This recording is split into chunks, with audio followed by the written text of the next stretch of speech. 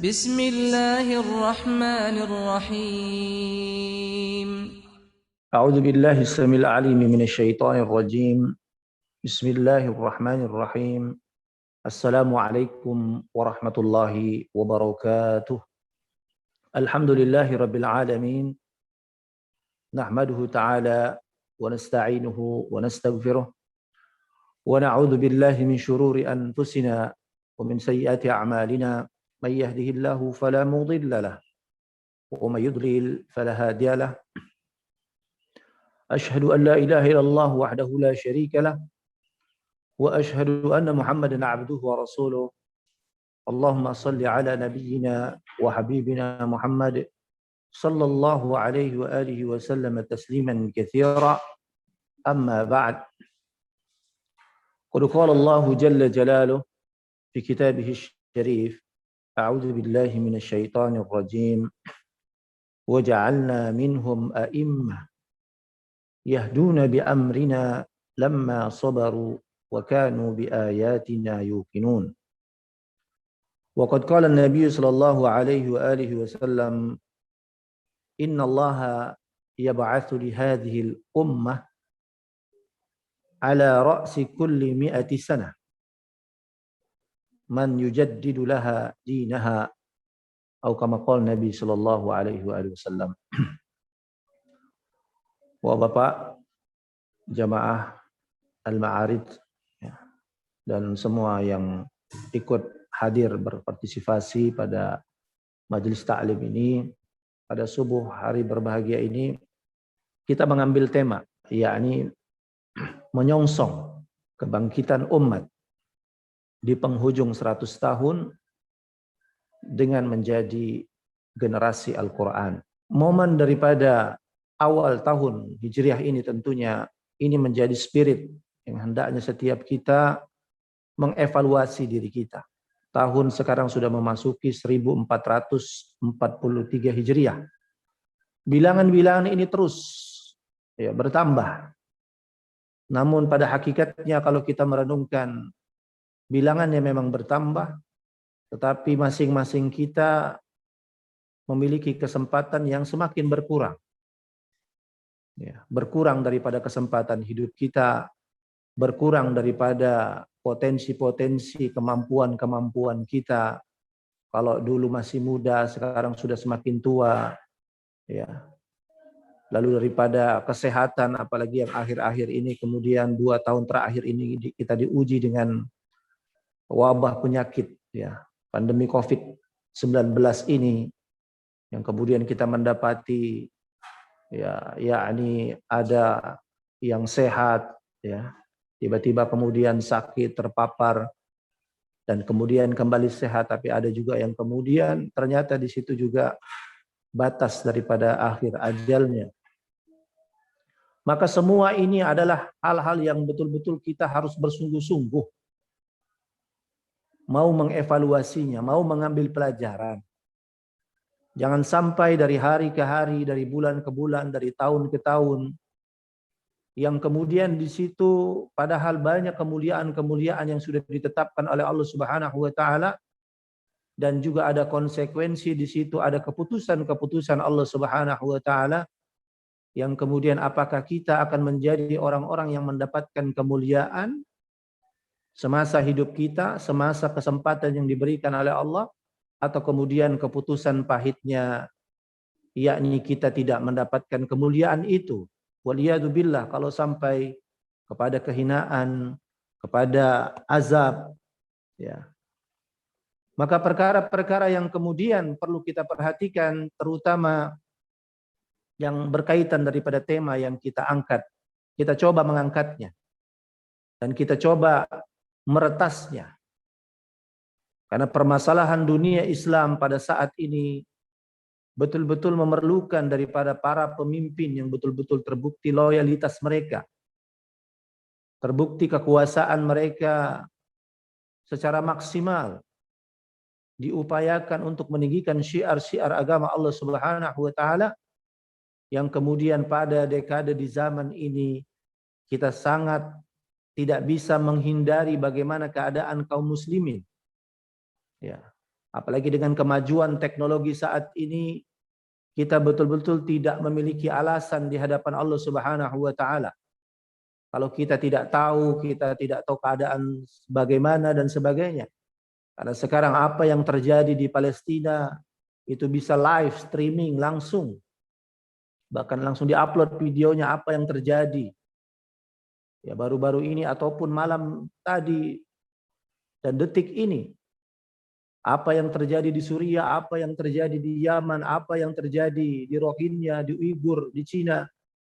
Bagaimana keadaan kaum muslimin yang mereka di bawah rongrongan kezaliman daripada orang-orang yang memang mereka membenci daripada kaum muslimin. Mereka membenci kaum muslimin secara terang-terangan. Ya. Dan mereka memang selalu memikirkan ingin meredupkan daripada cahaya Allah Subhanahu wa taala. Maka kemudian coba kita mentadabburi daripada ayat Allah Subhanahu wa taala yang kemudian ini mudah-mudahan bisa menjadi jawaban. Apa sesungguhnya yang harus kita lakukan? Bagaimana sesungguhnya kita hendaknya mengarahkan diri ini, membimbing diri ini, anak dan istri kita dan orang-orang yang di bawah tanggungan kita untuk kemudian mau berkumpul memikirkan, bersepakat, ya, merubah diri ini, merubah cara pandang hidup kita. Dan inilah sesungguhnya masing-masing kita punya tanggung jawab untuk menasehati, melakukan ini.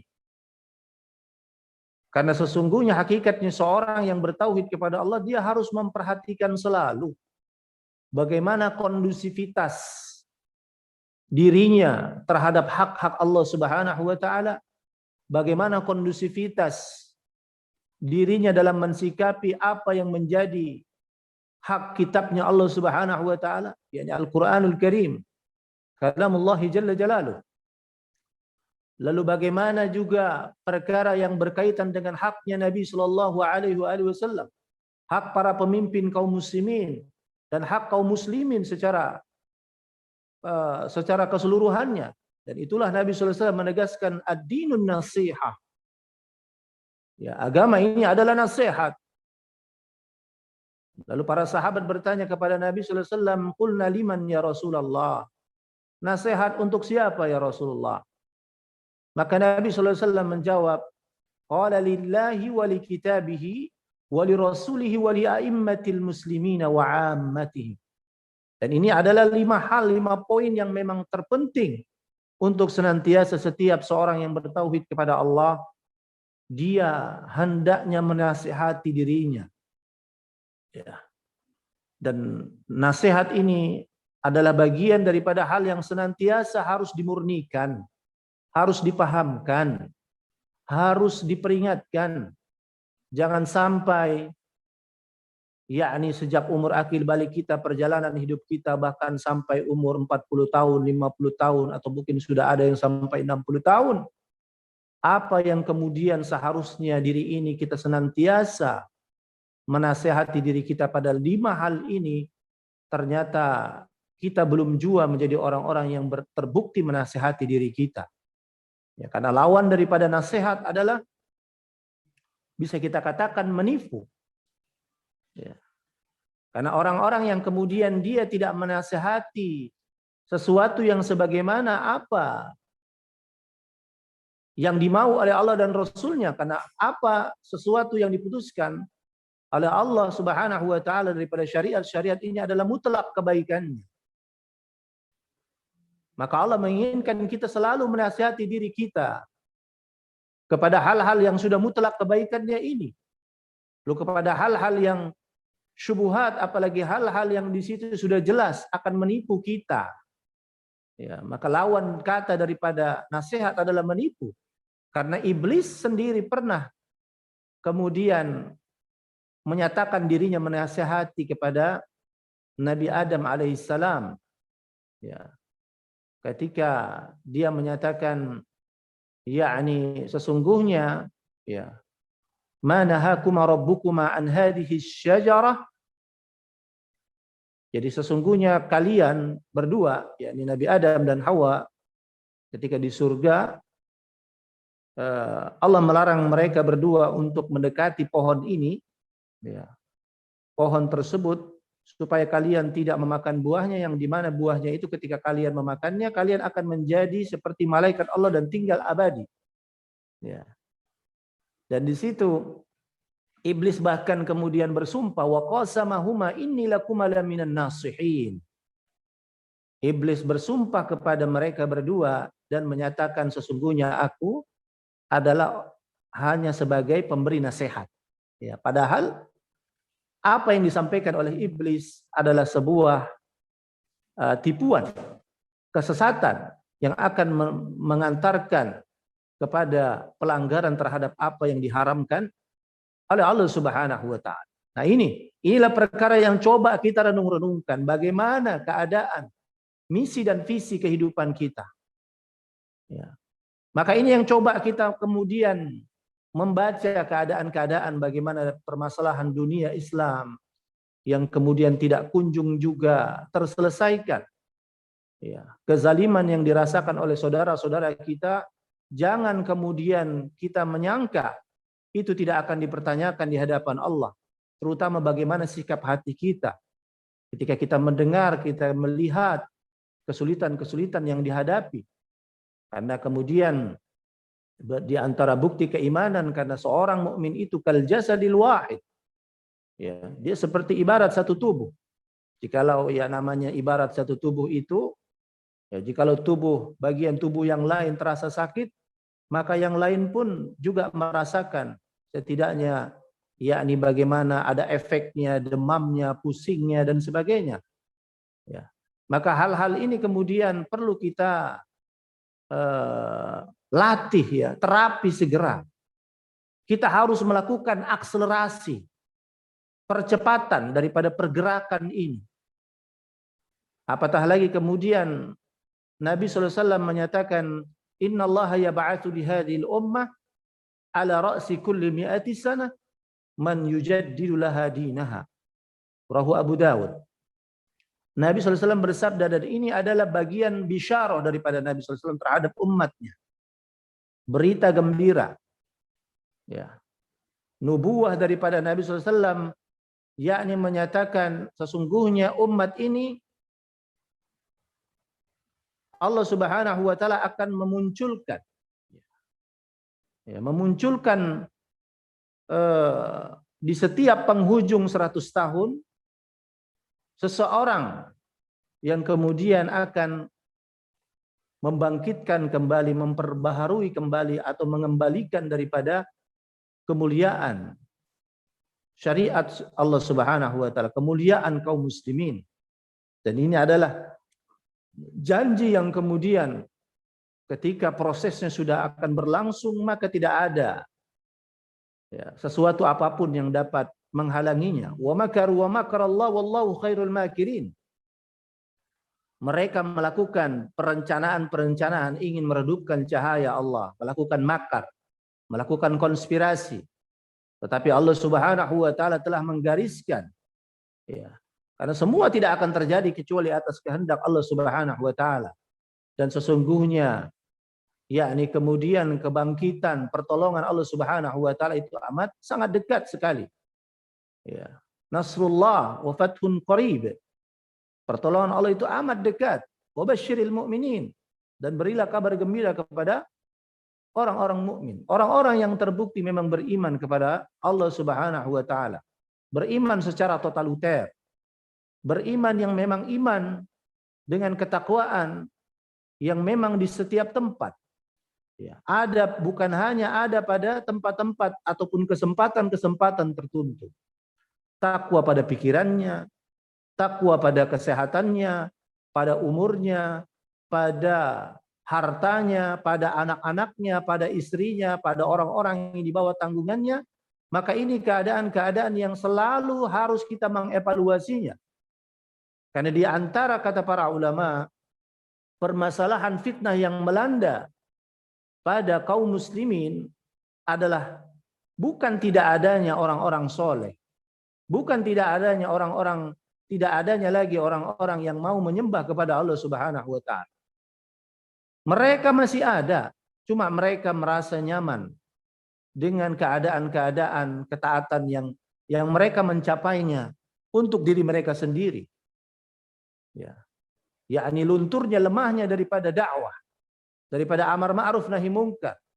Dan bisa jadi keadaan-keadaan yang kemudian kesulitan yang kita hadapi saat sekarang ini, apalagi wabah yang menyeluruh pada bumi pada saat ini, maka sesungguhnya itu juga sudah diisyaratkan Nabi SAW. Ya, di antara permasalahannya adalah lemahnya daripada dakwah amar ma'ruf nahi munkar. Nabi SAW menyatakan, "Idza dhahara al-ma'asi fi ummati, ammahumullahu bi'adzabin min 'indi." Jikalau kemaksiatan itu sudah merajalela pada umatku, dan ini berarti bisa kita simpulkan kenapa kemaksiatan merajalela, berarti kurangnya orang-orang yang berdakwah. Semua tidak mau mengambil tanggung jawab dakwah ini. Dakwah hanya cukup bagi orang-orang pesantren, ya, bagi orang-orang yakni para asatidzah, para dai, para muballigh, para ulama, tetapi orang-orang awam di antara kaum muslimin merasa tidak punya tanggung jawab. Padahal Nabi menyatakan kullukum ra'in wa kullukum mas'ulun an ra'iyati. Setiap kalian adalah pemimpin. Maka artinya setiap kita punya tanggung jawab. Ya, paling tidak kepada anak dan istri kita, kepada orang-orang yang di bawah tanggungan kita, kita harus memikirkan. Orang-orang yang di bawah kekuasaan kita, kita harus memikirkan. Ketika mereka adalah seorang yang bertauhid kepada Allah, seiman, seislam dengan kita, maka harus dikondusifkan dalam keadaan ketaatan kepada Allah. Ya, jadi jangan malu-malu untuk kemudian mendakwahkan misalnya kepada bawahannya, ya, untuk mengajak sholat, ya. Ya. Maka ini juga bagian-bagian daripada bukti, ya, kita mengambil peran dakwah di situ. Apalagi biasanya, ya, ini berbeda dakwah yang kemudian untuk para karyawan, jikalau bosnya atau direktur utamanya yang mengajak untuk sholat subuh secara berjamaah misalnya, ngajak majelis ta'lim misalnya, maka itu memiliki pengaruh yang lebih besar dibandingkan ajakan-ajakan yang kemudian selevel dengannya. Nah, ini juga hal-hal yang perlu kita tumbuhkan. Ya. Makanya kemudian Allah Subhanahu wa taala dalam Quran surah As-Sajdah betul-betul memberikan, ya, menginspirasi kepada kita semua ketika kalian memang ingin mendapatkan keutamaan daripada kemunculan pemimpin ini. Makanya judulnya menyongsong. Ya, menyongsong kebangkitan umat ini. Ya. Di penghujung 100 tahun ini, kenapa kemudian hitungan ini, ya, tema ini kemudian kita coba mengangkat dan menjelaskannya? Karena kalau kita coba menghitung-hitung, yakni daripada bilangan Masehi, ya, bilangan Masehi, yakni daripada keruntuhan pemimpin dunia Islam di tahun 1924, ya, di Turki, maka sekarang sudah tahun berapa ini, Pak? Sudah tahun 2021. Ya. Berarti sudah sekitar 97 tahun. Ya. Ya, jadi bilangan 97 tahun ini kalau dari segi bulan Masehi, dari tahun Masehi, maka kita memang berada sudah di penghujung 100 tahun. Ya. Tapi kemudian kalau dalam bilangan Hijriyah, ya, bilangan Hijriyah kalau kita hitung dari keruntuhan Turki Utsmani itu tahun 1342 Hijriyah, ya, 1342 Hijriyah, maka kita sudah melewati, Pak. Sekarang 1443 Hijriyah. Ya. Ini udah betul-betul sudah di penghujungnya. Ya, maka di sini coba kita sedikit, artinya memang kita tidak bisa menentukan, ya, ini waktu-waktu yang kemudian adalah menjadi rahasia Allah Subhanahu wa taala. Atas kehendak Allah Subhanahu wa taala kapan kemudian dia akan memunculkan ini. Tetapi yang perlu kita cermati adalah kita sekarang ini berada pada tahun-tahun proses menuju kebangkitan itu. Dan bahkan kita bisa melihat, ya, apalagi kemudian yang kita bisa tadabburi daripada firman Allah Subhanahu wa taala Quran surah As-Sajdah ayat 24. Allah Subhanahu wa taala menegaskan, a'udzu billahi minasyaitonir rajim, wa ja'alna minhum, ya, wa ja'alna minhum a'immah dan kami akan menjadikan kepada mereka, ya, dan kami telah menjadikan kepada mereka a'immah, para pemimpin. Dan para pemimpin bagi kaum muslimin adalah bisa bermakna pemimpin dan bisa bermakna para ulama mereka. Ya. Yahduna bi amrina. Ya. Para pemimpin ini, para ulama di antara kaum muslimin ini yang kemudian mereka betul-betul dapat, ya, selalu mengkondusifkan umat ini pada petunjuk Allah Subhanahu wa taala, pada hidayah Allah Subhanahu wa taala, pada ketaatan kepada Allah Subhanahu wa taala. Di dalam tafsir As-Sa'di dijelaskan di sini berarti Allah Subhanahu wa taala telah menetapkan pemimpin itu ataupun para ulama yang kemudian mereka betul-betul diikuti oleh kebanyakan umat pada waktu itu, sehingga memang betul-betul memberikan pengaruh, ya, sebagai perubahan yang betul-betul kekuasaan itu mereka muncul, ya, kekuasaan itu karena banyak yang kemudian mendukung, artinya kaum muslimin yang memang kemudian mendapatkan kelayakan itu. Dan persyaratannya apa?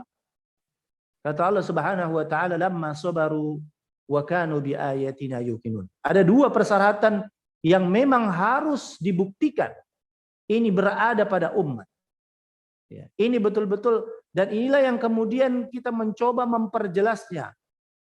Ya, jangan sampai kemudian kebangkitan generasi, kebangkitan umat ini sudah siap, ya, sudah siap akan muncul ke hadapan pada umat saat ini, lalu waliyadu billah karena kegagalan daripada kesadaran dan kepahaman kita atau terlambat kita dalam bersikap, lalu kita waliyadu billah tidak berada pada gelombang dan barisan-barisan itu.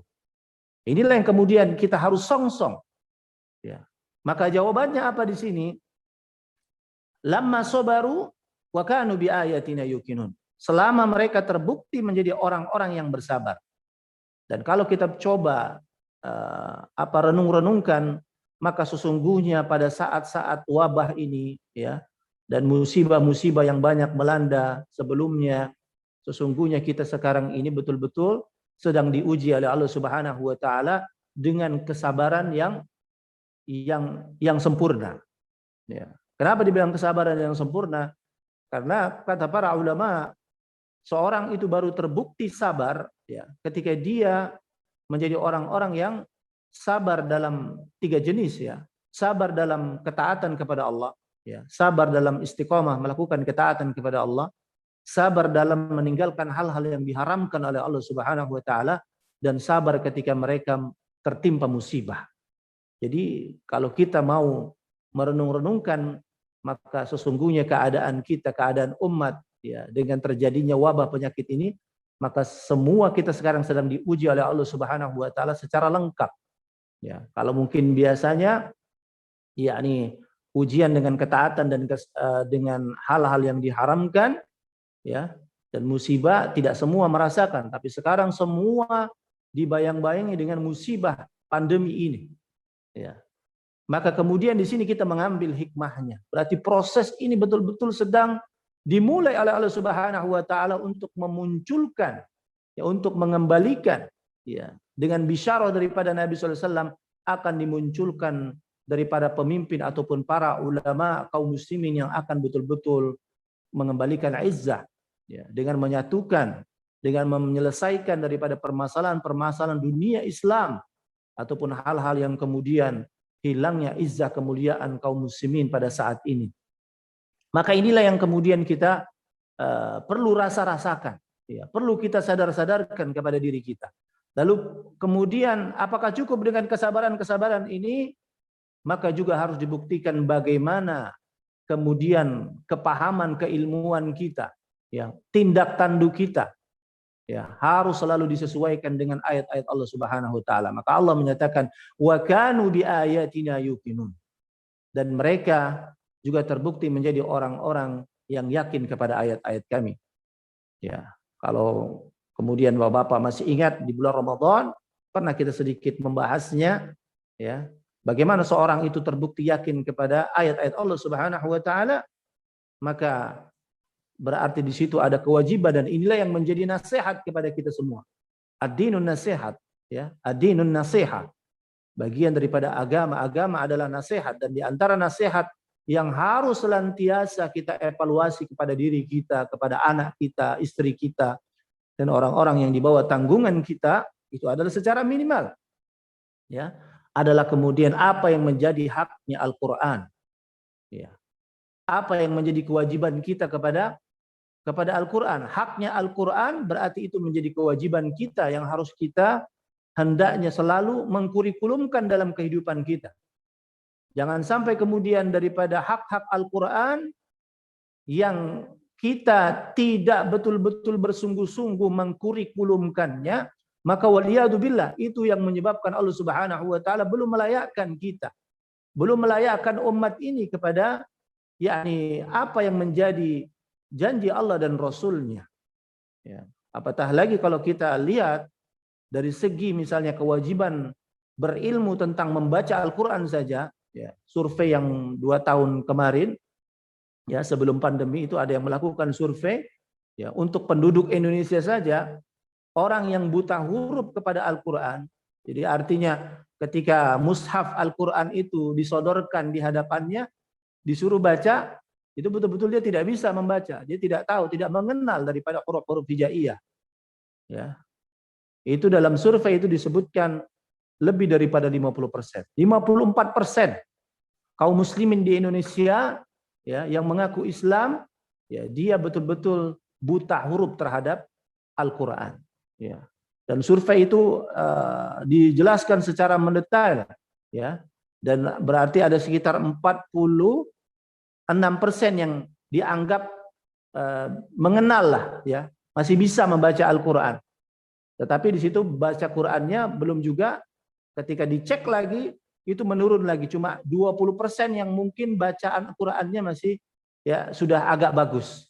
Cuma dicek lagi kurang dari 10% yang betul-betul membaca Quran dengan tertil. Ya, karena membaca Al-Quran itu tidak boleh sembarang dengan sembarang kualitas bacaan. Warattilil Qur'ana tartila. Dan ini yang menjadi kewajiban pertama yang coba kita evaluasi kepada diri kita, anak kita, istri kita. Ini saja dulu kita tuntaskan, ya. Jadi kewajiban yang pertama menjadi pribadi-pribadi yang memang terbukti berilmu tentang membaca Al-Quran. Ya. Kalau kemudian memang bacaan Quran kita atau masih ada yang buta huruf, jangan malu-malu untuk memulainya. Ya, mulai dengan baca Iqra dengan metode-metode sekarang banyak, ya. Supaya apa? Supaya kita memang memulai kurikulum ini. Jangan sampai kita terlambat untuk berada pada barisan-barisan generasi, yakni generasi Al-Quran, yang itu menjadi persyaratan daripada Allah Subhanahu wa taala untuk kemudian umat ini akan diselamatkan, diberikan pertolongan oleh Allah Subhanahu wa taala daripada permasalahan-permasalahan yang melanda, ya, sudah hampir 100 tahun ini sejak keruntuhan daripada pemimpin dunia Islam di Turki. Lalu yang kedua, ya, jadi ada 5 kewajibannya. Saya sebutkan saja secara singkat dan penjelasan yang ringkas, ya. Jadi apa tadi? Yang pertama, ya, untuk membuktikan keyakinan kita terbukti orang-orang atau kita terbukti menjadi generasi Al-Quran adalah kita berilmu tentang membaca Al-Quran. Ya, dan tentunya kita bukan hanya berilmu tentang membaca Al-Quran, tapi kita juga harus terbukti menjadi orang-orang yang selalu bertilawah, ya, membacanya. Maka ya ini alhamdulillah beberapa tahun terakhir ini kita lihat ada komunitas-komunitas apa namanya ODOJ, ya, One Day One Juz. Maka ini juga bagian daripada wasilah untuk menjaga keistiqomahan kita dalam membaca Al-Quran. Satu hari One Day One Juz, satu hari 1 juz. Ya. Lalu apakah sudah cukup? Nah, belum ini, makanya kurikulumnya harus diselesaikan. Ya, kurikulum yang berikutnya adalah menghafal Al-Quran. Ya. Jadi ini adalah tradisi yang kemudian sudah betul-betul sangat luntur, ya, bukan lagi luntur, ya, benar-benar luntur, bahkan mungkin sudah nyaris menghilang, ya. Jadi menghafal Quran ini sesungguhnya menjadi tradisi yang dilakukan pada 3 generasi pertama terutama, yakni bahkan ada namanya istilah kutab, ya, kutab. Kutab ini adalah pendidikan yang diberikan kepada, ya, Jadi proses untuk menghafal Quran sejak seorang anak itu sudah mulai bisa berbicara. Ya, umur 3-4 tahun itu sudah mulai menghafal Quran. Sehingga apa? Sehingga diharapkan sebelum umur akil balik mereka, Al-Quran itu betul-betul sudah berada dalam diri mereka, dalam dada-dada mereka. Ya, sehingga mereka bisa action gitu ya. Maka ini juga menjadi kemerosotan daripada tradisi yang mulia ini, yang kemudian dekade ini kemudian mulai kita lihat perbaikan-perbaikannya. Ya, dengan banyaknya bermunculan rumah-rumah Quran ini, maka kita, Masya Allah, ya kita memang tidak bisa memungkiri ya, proses ini kita lihat ya secara nyata itu betul-betul. Nah, tinggal bagaimana pertanyaannya ya, ketika proses-proses daripada kemudahan menuju kebangkitan ini itu sudah bermuncul, apakah kita termasuk orang-orang yang sudah berada pada proses-proses itu, berpartisipasi ataupun mendukung program-program itu. Nah, ini juga menjadi evaluasi kita. Jadi menghafalnya, jadi membacanya, menghafalnya, ya, menjadi para penghafal Quran. Jangan sampai kita hanya mendorong anak-anak kita menghafal Quran, ya, tetapi kita satu ayat pun tidak bertambah di setiap bulan ataupun setiap tahun. Ya, artinya kan di sini mala yudraku kullu la yudraku kullu. Dalam proses menjaga keistiqomahan dalam ketaatan kepada Allah, sesuatu yang kita belum bisa menghadirkan seluruhnya, maka kita jangan meninggalkan seluruhnya.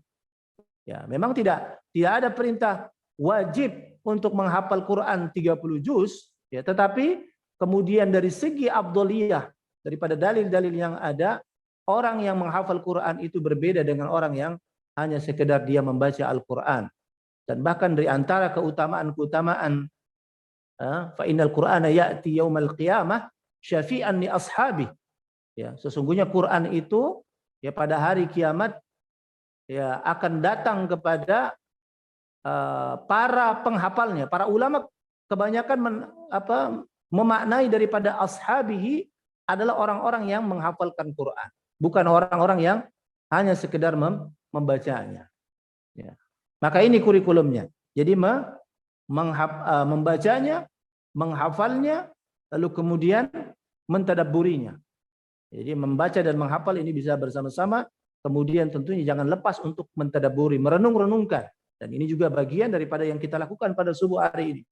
Ya, kita tadabburi, kita renung-renungkan daripada Al-Quran yang kita baca, ya, ayat per ayat, ya, bahkan surah per surah, ya, sampai kemudian 30 juz. Jadi kita harus punya program itu ngaji, ya, 30 juz dari membahas daripada ayat-ayat Allah Subhanahu wa taala. Supaya apa? Supaya hati kita itu betul-betul tersentuh, terhadirkan, sehingga apa? Termotivasi. Dan inilah menjadi kurikulum berikutnya, kondusivitas dalam mengamalkan. Harus ada orang yang mengawasi, ada orang yang selalu menasihati. Bagaimana kita betul-betul apakah sudah menjadi orang-orang yang mengamalkan Al-Quran dalam kehidupan kita sehari-hari, ya, atau bahkan kalau dia seorang pemimpin, apakah dia sudah membumikan Al-Quran itu pada negerinya, ya, pada peraturan-peraturan daerahnya, ya, atau kalau dia seorang pengusaha, apakah dia sudah membumikan Al-Quran pada karyawannya, pada aturan-aturan manajemen-manajemen yang kemudian itu ada dalam perusahaannya. Maka ini adalah hal-hal yang perlu dibuktikan, ya. Dan yang kelima tentunya adalah kata Nabi sallallahu alaihi wasallam, khairukum man ta'allama al-Qur'ana wa 'allamah. Sebaik-baik kalian adalah orang yang sudah mempelajari Al-Qur'an dan juga mereka mengajarkannya. Artinya di sini dakwah, ya, mendakwahkan, mengajarkan Al-Qur'an, ya, mengajak untuk betul-betul kondusif dalam menyempurnakan, ya, menuntaskan kurikulum Al-Quran, maka setiap kita punya tanggung jawab. Ya. Semua kita harus mengambil peran sebagai marketing, ya, marketing, pemasaran untuk syiar daripada Al-Quran ini. Semuanya mengambil peran. Ya, bukan hanya para pengajar-pengajar Quran. Maka para orang tua harus mengkondusifkan anak-anak mereka, memfasilitasi, mengarahkan anak-anak mereka untuk bisa hafal Quran seharusnya sebelum mereka memasuki daripada usia akil balik mereka. Nah, ini 5 hal yang kemudian coba kita menjelmakannya, ya, merealisasikannya. Dan inilah yang menjadi jawaban daripada persyaratan dalam menyongsong kebangkitan umat, izzatul kembalinya kemuliaan kaum muslimin adalah dengan kita membuktikan menjadi orang-orang yang terbukti sabar menghadapi segala ujian yang diberikan oleh Allah Subhanahu wa taala sampai kepada musibah yang melanda saat ini, yakni wabah penyakit ini. Dan kemudian saat-saat ini juga kita harus membuktikan diri kita betul-betul terbukti menjadi para penggerak-penggerak ataupun menjadi generasi, mau menjadi generasi Al-Quran. Wallahu a'lam. Mudah-mudahan ini bisa dipahami, diambil manfaat, faedahnya. Mungkin sebelum diakhiri ada yang ingin ditanyakan, kami persilakan. Assalamualaikum Ustaz. Apa dalil atau keterangan yang menyatakan kebangkitan umat ini di sekitar umur 100 tahun dengan banyak bermunculan hafiz Quran, apakah sudah merupakan tanda ada kebangkitan umat? Ya. Tadi di awal sudah saya sampaikan ya. Jadi hadis daripada Abu Hurairah ya, yang diriwayatkan oleh Abu Dawud. Rasulullah SAW bersabda, "Innallaha yab'atsu li hadhil ummah ala ra'si kulli mi'ati sanah man yujaddidu laha dinaha." Ya. Jadi sesungguhnya Allah Subhanahu wa taala akan memunculkan, yakni di setiap penghujung 100 tahun pada umat Rasulullah SAW, yakni seseorang. Ya. Dan di sini para ulama menyatakan memang lebih kepada ketokohan publik, figurnya, ya, yang betul-betul umat kemudian tergerak, ya, untuk keluar daripada segala krisis, ya, krisis ekonomi, krisis kepemimpinan, krisis daripada pandangan bagaimana menjalani kehidupan, ya, sehingga kembali kepada apa yang dimau oleh Allah dan Rasulnya. Ya, lalu kemudian bermunculan hafiz Quran ini apakah merupakan tanda adanya kebangkitan umat? Ya, ya, karena tadi kita bisa ambil tadabbur daripada Quran surah As-Sajdah. Jadi kita hubungkan dengan Quran As-Sajdah, ya, ayat 24 itu bahasanya syarat kebangkitan umat ini, ya, dengan apa yang menjadi berita gembira daripada Nabi SAW, memang harus ada pemimpin yang mengarahkan, mengkondusifkan umat ini, ya. Maka Allah memberikan persyaratannya tadi, yakni selama mereka terbukti orang-orang yang bersabar, ya, dan juga orang-orang yang terbukti yakin kepada ayat-ayat kami, dan bukti daripada keyakinan terhadap ayat-ayat Allah harus betul-betul menjadi generasi Quran yang paripurna. Ya, walaupun banyaknya penghafal ini masih muqaddimah, karena paripurnanya kelayakan di sini, makanya Allah menyatakan yakin kepada ayat-ayat kami. Artinya harus ada kurikulum yang kami sebutkan tadi itu harus dituntaskan. Seseorang jangan sampai mencukupkan, ya, hanya membaca, bisa baca tartil, ya, tahsinnya sudah, tajwidnya bagus, ya, lalu dia kemudian sudah mencukupkan dengan hafalannya, tapi kemudian dia tidak memahami daripada ayat-ayat Allah Subhanahu wa taala yang itu akan mendorong dia, memudahkan untuk mengamalkan dan kemudian mendakwahkan daripada Al-Qur'an ini yang terbukti menjadi penjagaan ilmu, ya. Sehingga ini juga harus dituntaskan, jadi kurikulumnya dievaluasi. Tapi kalau kemudian kita bisa katakan banyaknya rumah-rumah Quran dan penghafal Quran sekarang ini, mudah-mudahan kita berharap kepada Allah ini sudah menjadi bukti terkecil, ya, umat ini betul-betul ingin mereka mendapatkan kelayakan daripada apa yang dijanjikan oleh Allah dan Rasulnya. Wallahu a'lam. Runtuhnya Kekhalifahan Turki Utsmani 1924, apakah hitungan awal 100 tahun kebangkitan Islam? Ya, memang kemudian para ulama pernah membahas daripada hadis, ya, hadis tersebut, ya. Di antara mereka, yakni lebih menguatkan hitungannya dimulai daripada bilangan-bilangan hijriyah. Makanya tadi kan kita sudah paparkan kalau hitungannya ini sudah sama-sama dekat, ya, sama-sama dekat karena prosesnya, ya. Tapi kalau daripada bilangannya, ya, kenapa kemudian kami menjelaskan mengambil kepada sejak keruntuhan Turki Utsmani tahun 1924, ya, karena proses-proses yang terjadi, ya, ini betul-betul sebelumnya para ulama menjelaskan memang kaum muslimin tetap di bawah pemerintahan yang di situ melaksanakan syariat Islam, ya, daripada, yakni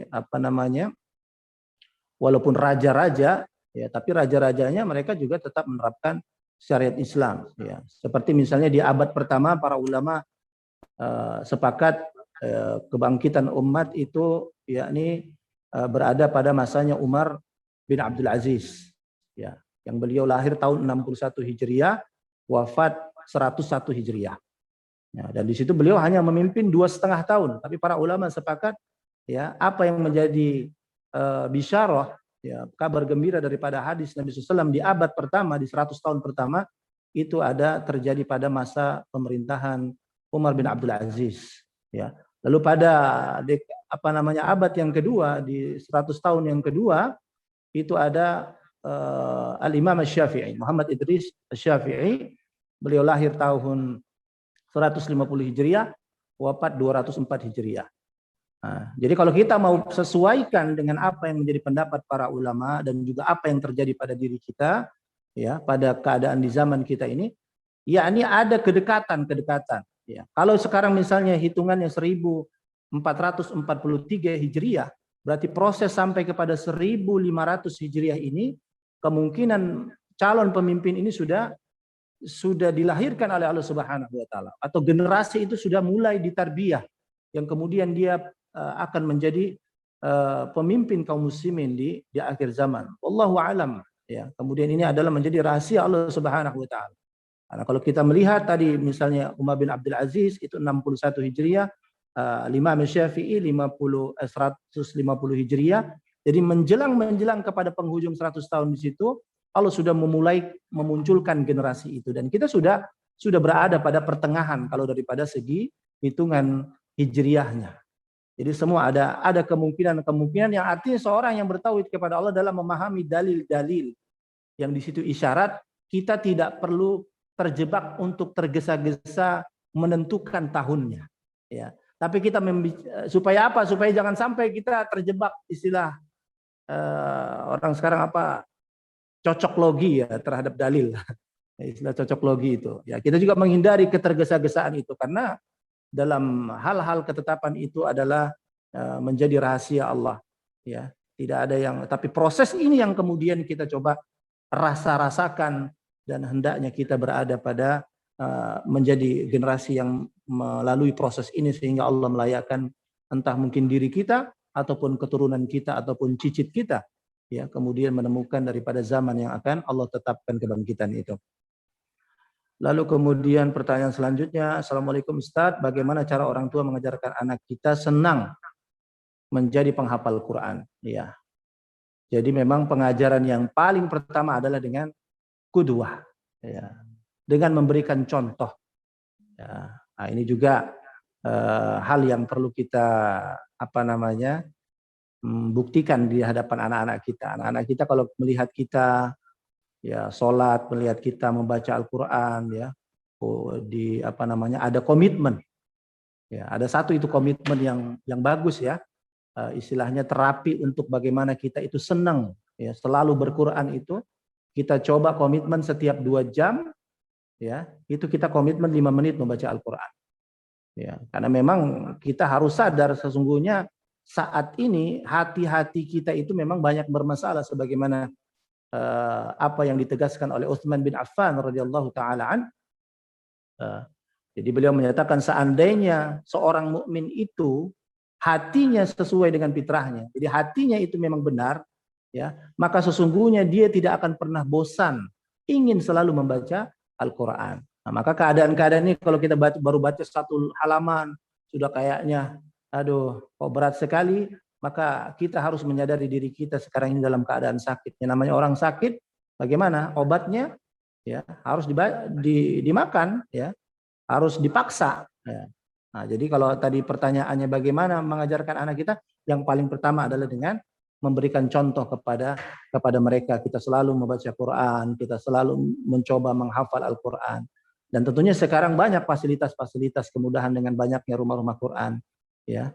Apalagi masa pandemi sekarang ini Bapak dan Ibu sekalian, ya, maka pesantren-pesantren itu adalah menjadi tempat yang sangat kondusif, ya, dengan aturan-aturan pandemi sekarang, belajar masih daring dan sebagainya.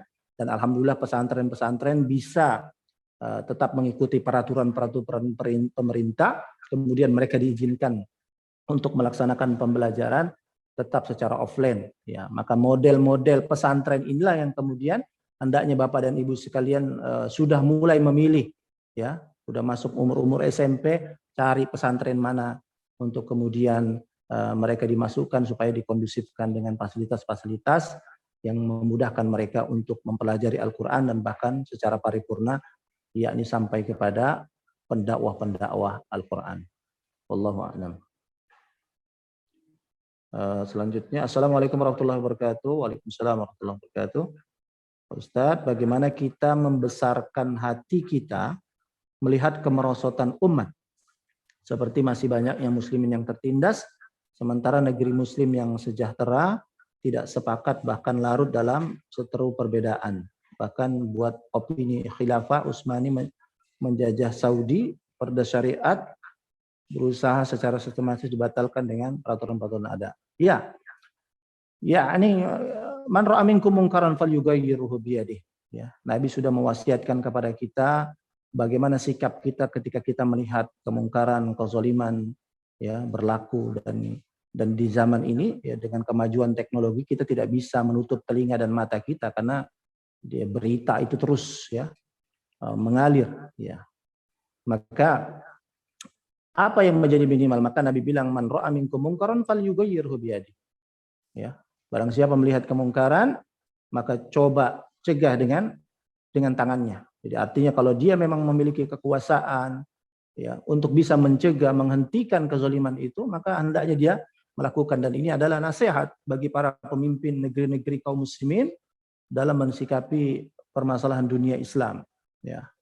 Lalu yang kedua kata Nabi SAW, fa illam yastati' fa bilisanihi. Kalau dia tidak mampu maka dengan lisannya. Nah, maka ini di zaman era media sosial sekarang ini, orang-orang yang jago tulisan-tulisan ya, apalagi dia yang punya follower subscriber dan sebagainya itu ya, maka hendaknya dia bisa mensyiarkan ataupun menentang ya, ini bisa dipakai, digunakan untuk membuktikan, misalnya ketika kemarin mendukung Palestina ya, ini harus segera dibuktikan ya, yang punya follower banyak itu ya, apalagi misalnya perusahaan-perusahaan seperti BUMN ya, ini dia punya, apalagi secara konstitusi kezaliman itu kan harus dihapuskan dari muka bumi kan.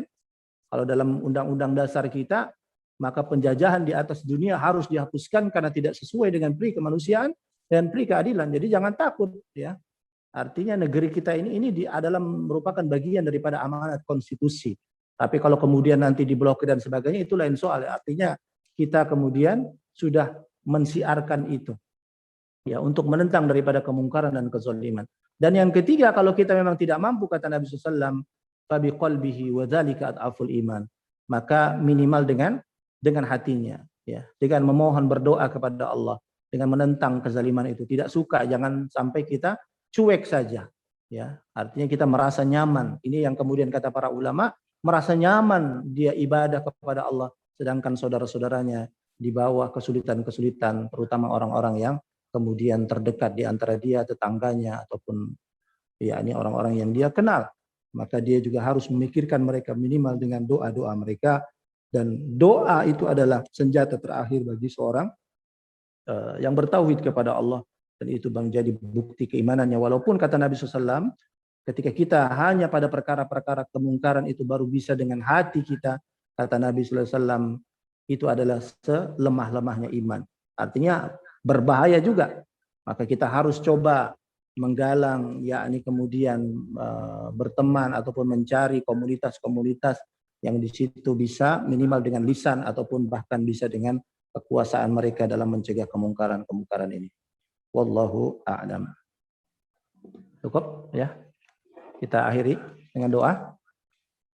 A'udzubillahi minasyaitonir rajim. Bismillahirrahmanirrahim. Alhamdulillahirabbil alamin. Allahumma shalli ala nabiyyina Muhammadin wa ala alihi washabbihi ajma'in. Allahumma ighfir lil muslimina wal muslimat wal mu'minina wal mu'minat al ahya'i minhum wal amwat innaka sami'un qaribun mujibu da'wat wa yaqdi al hajat. Allahumma inna na'udzu bika min jahdil bala wa darkis syaqa wa su'il qada wa shamatatil a'da. Allahumma irfa' 'anna al bala wal waba wal ghala wal fitan ma dhahara minha wa ma batan. Allahumma inna na'udzu bika minal baras wa na'udzu bika minal junun wa na'udzu bika minal juzam wa na'udzu bika min sayyi'il asqam la ilaha illa anta subhanaka inna kunna minadh dhalimin. Rabbana atina fid dunya hasanah wa fil akhirati hasanah wa qina adzabannar. Sallallahu ala nabiyyina Muhammad wa ala alihi wa sahbihi wa sallam.